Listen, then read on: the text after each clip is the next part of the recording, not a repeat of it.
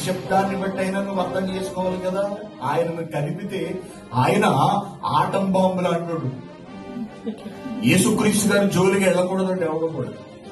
అప్పట్లో కూడా శాస్త్రులు పరిశీలు వెళ్లి చెప్పు దెబ్బలు తిని వచ్చేసారు.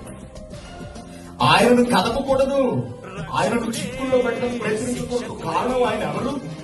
మహాజ్ఞాని, ప్రతి ఒక్కరి అంతరంగములు తెలిసినటువంటి దేవుడు, ప్రతి ఒక్కరి జీవితాలు పెద్ద స్క్రీన్ మీద చూస్తున్నటువంటి ఆయన దగ్గరికి వెళ్ళి నువ్వు గుడ్డిలో వేయాలంటే ఎలా కుదురుతుంది? కుదరదు. జయశాలి జయశాలి